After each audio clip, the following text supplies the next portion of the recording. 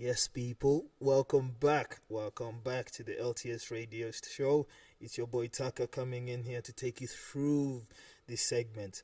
And I have a special one for you people because LTS, you know how we do. We always make sure we have the best sports talk to keep you on edge, to keep you ready for the next week, to keep you have some information to share with your boys in the office, at the bala, wherever you are.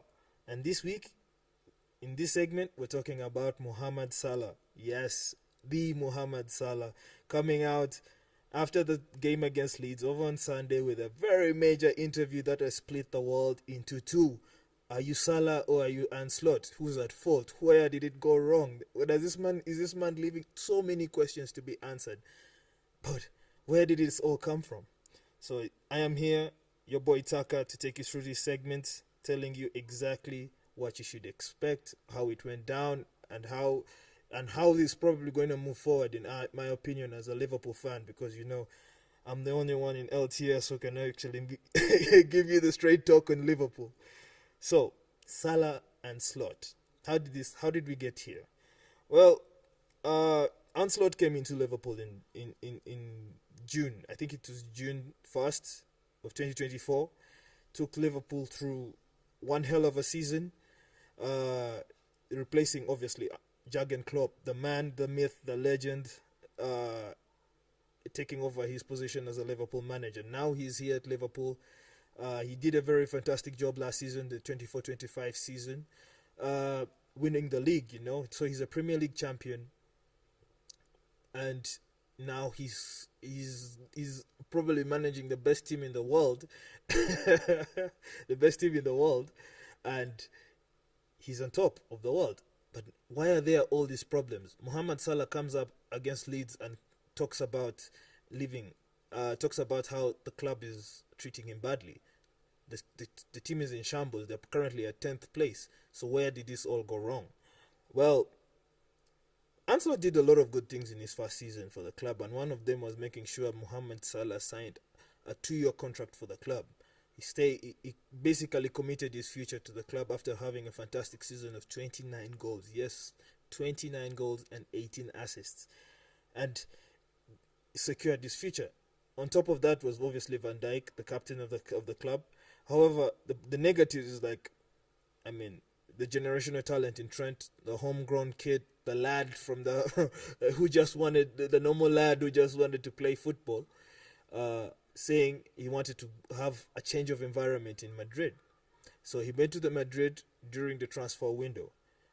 We go back to the positives. Anslot had a fantastic transfer window because once Trent left, they managed to bag 20 million for him to just be able to play in the Club World Cup. Thank you very much, Madrid. And he went for a fee. But he didn't just get a small fee, just the 20 million. He got close to over 300 million from the proceeds of winning the league and not having a transfer window the season before when he actually won the league. So he had bag and he spent big money signings. Isak, 126 million. Hugo Ekitike, 90 million. Florian Wirtz, 116 million. All generational talents in their own right. Not forgetting the likes of Kakes, who came in for about 40 million. Frimpong, 35, I think. And the likes.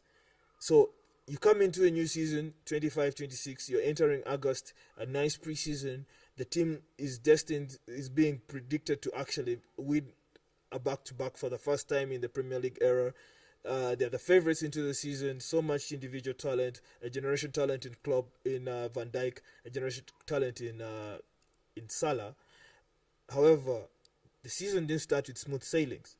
The first 5 games Liverpool won, obviously, because that's just how they do. But they were not very convincing wins, On one side, you had Bournemouth coming in and almost making it 2-2 from behind. It would have been one of the biggest upsets for the start of the season. On the other, you have Newcastle as 10 men taking Liverpool on a 2-2 and almost actually securing a draw. Thank God Ryan Ngomoha was there to win. Before that, it was Chiesa for in the Bournemouth game. Burnley, lucky for us, it was just a 1-0. There was Arsenal, a 1-0 win. The Arsenal should have done better in that game, let's be real. But yeah, it was a decent game. But Liverpool was just conceding too many goals. Liverpool was conceding too many goals from the onset. Then here comes the team that beat them in the Community Shield, Crystal Palace. And that's where the pandemonium starts, because Liverpool now starts going on a downward spiral from then onwards. It's Crystal Palace, they lose in the last minute. Eddie Nketiah scores a goal. Again, they conceded another goal. Then they went to the next game. I think it was... Yeah. I think Crystal Palace beat them, home and away. They lost, obviously, to Crystal Palace. They went to Galatasaray. Again, lost a penalty by Osimhen. Chelsea beat them. Last minute winner by Cucurella. Again, conceding goals from set pieces and all that. Poor defensive errors and here and that. But every chance the opposing teams got, it was almost like an assured goal. Manchester United, the same thing. 2-1. Brentford, 3-2. Again, conceding too many goals. Crystal Palace being knocked out of the Carabao Cup. 2-0. They had a few wins in there, don't get me wrong. I mean, there was Frankfurt, there was Real Madrid. Thank God we beat Real Madrid. They're no longer a bogey team. But Aston Villa, and it was just looking really poor. So, Ancelotti needed to change a lot of things. And he did try. He did change a few things. He kept on rotating players, bringing in taking down out, trying new formations. But his latest decision was to bench Mo Salah for 3 whole games. The first game was against West Ham. Liverpool won 2-0. Salah didn't register 1 minute of play. They went at home to Sunderland. Salah came in from the bench in the 45th minute, but he didn't win that game. Again, now in Leeds, the game where he actually had his interview, they go 3-3. Salah did not play 1 minute. So what does that man do? What does the GOAT do? He goes to an interview. He goes to a random media man just seated there minding his own business, and Salah asks him to record what he's saying. What does he say? Well, he comes out and says a lot of things, to be honest. If I'm to quote him right, he says, I'm very, very disappointed, to be fair. I have done so much for this club down the years, and especially this season. Now I'm sitting on the bench, and I don't know why. It seems like the club has thrown me under the bus. That is how I'm feeling. I think it's very clear that someone wanted me to get all the blame. I got a lot of promises in the summer, and so far, I'm on the bench for 3 games. So I can't say they keep the promise. I said many times before that I had a good relationship with the manager, and all of a sudden, we don't have any relationship. I don't know why, but it seems to me, how I see it, that someone wants me out of the club. Heavy words, Mo Salah, heavy words. Is there weight to this? Is there water to these statements? I mean, someone could say yes. Because, let's be real, English media, I don't mean to go against the English media. I think they do a very good job. But sometimes they take things away a little too overboard. A few bad games. Is Salah out? They'll be asking these questions. Is Salah good? Is he still the Mo Salah? Can he still play games? They do drag a narrative if they need to drag a narrative. And to some extent, Salah has been receiving heat from that. More so than some other players, like for instance Florian Wirtz, who was a big money signing and hadn't made a goal contribution so far. Salah has 4 goals and 3 assists at this stage of the season. Florian Wirtz has 0. Yes. Isak has 1 against West Ham, I think. Yes, he scored 1 against West Ham. Kakis has been performing poorly. Frimpong has been injured half the time. He has played, actually 3/4 of the time he has played for Liverpool. So, yes, he's getting some blame. So is Van Dijk. But Salah has also been getting it a bit unfair. Although he's still our best goal scorer, aside of Hugo Ekitike, who's actually doing well. The only one signing who's actually doing well. Thank you, Hugo. So, he has been receiving some blame. And in some perspectives, you can actually see that he has been thrown under the bus. But is that really the narrative of the club? Well, Ancelotti came out and said he was surprised by this interview. He had no idea Salah had such misgivings about his position, and he did say in another part of the interview, he did say that he has deserved his position. Scoring 29 goals and 18 assists just 5 months before is insane. And now 5 months later, he's being benched for 3 important games for the club right before he goes off for AFCON. It's not like he will be available when he's in AFCON, at least for the group stages. So you're looking at least 3 weeks, which could have been these games he missed, of not playing. So there is some wait. But Ancelotti comes out and he says he's surprised. Why? He didn't expect this. Salah is the pinnacle of professionalism, and he is a manager who has a history of winning a league. He secured the contract. It was under his tenure. He secured the contract with Mo Salah, and he comes out and says he's surprised. However, this shows that there's a problem within the dressing room. How did it reach this far? That someone who is not generally known for talking is actually having an issue, and is talking out loud. Something he doesn't do just anyhow. A few times he's done it. Wasn't that serious? One was to try and force his way to get more money in a contract that was in the season before. Another one before that, I think it was having an issue with Jurgen Klopp. I think it was again a West Ham game. And he was put on the bench and he had a problem, and it was a crazy time, but they hashed it out. But here is Salah coming out, and for the first time makes it look like the dressing room is not in tip-top shape. A lot of questions are being asked of Ancelotti rather. Should he go? Because 9 losses in 12 games is unacceptable. Managers have lost their jobs for much less. And here's one guy after winning the league. Thank you by the way. After winning the league, you're not performing to the expectations of the club. However, the club is still keeping their trust in you. They are backing you to the end because you delivered number 20. So Salah is being attacked, and the manager probably is not doing his very best to protect the player. Or, benching him does not help his situation because he was made of sort of assurances. So it's a very difficult situation. However, going into the Inter Milan game that was just a few days yesterday, he wasn't even in the traveling squad. Yes, people, Salah wasn't in the traveling squad. So where do we go from here? Well, 2 perspectives. Manager. I've already talked about the manager. How he has a history with Salah, and he believes he's just trying to make changes in the team. In my opinion, that's what I think. So at least he just wants to make changes to go back into winning ways. He needs more defensive cover because the defenders are not doing a good job. We're conceding too many goals. Set piece here, set piece there. And then there's the other, Salah. He is the player.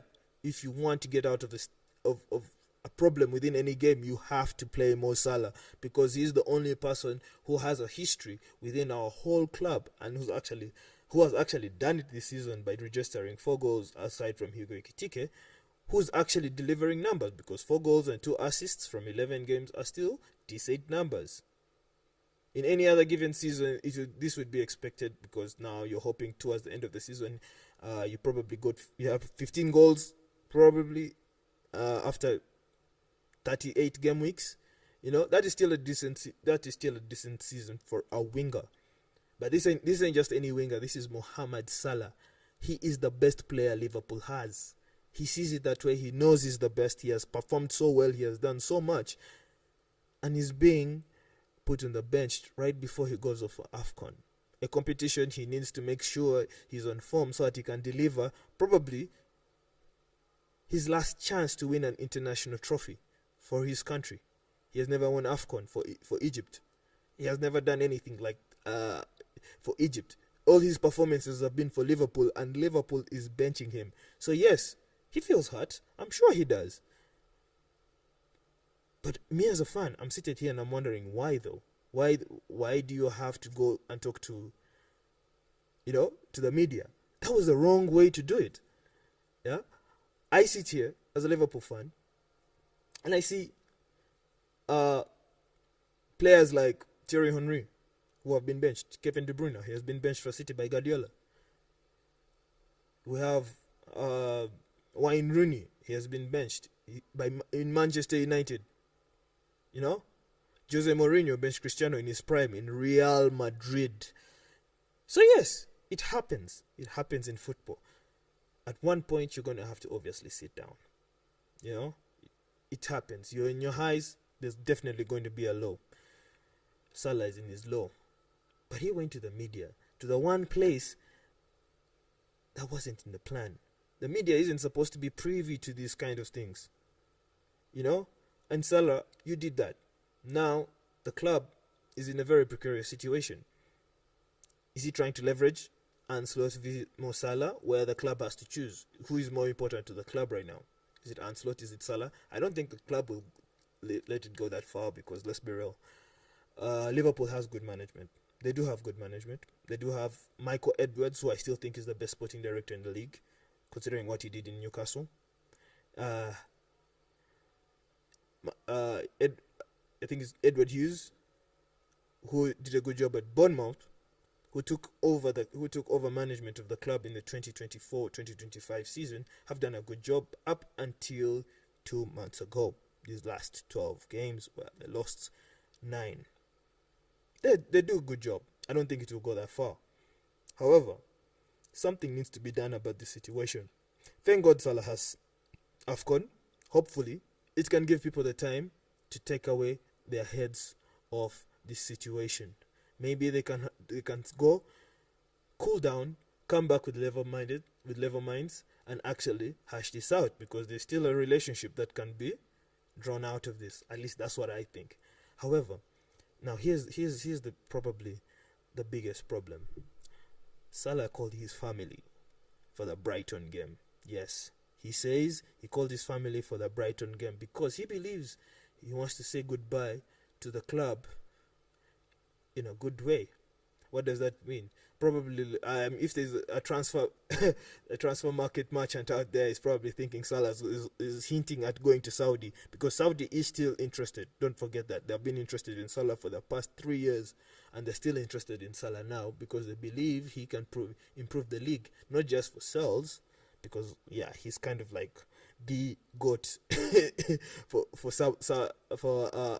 for the Arabians, you know, North America all the way to Saudi Arabia and the parts of the Middle East. However, he's also a generational talent, a talent who has achieved so much in football. You know, his personal accolades alone will be etched in history forever. So yes, he would improve the league. Could this be his last game for Liverpool? If this situation is not stopped, if this situation is not solved, will this be Salah's last game for Liverpool? Will Liverpool even let him play in the first place? Because they already didn't let him travel with the squad for Inter, which in a game that they won. Salah, in the times he has been in the bench, Liverpool hasn't actually lost a game.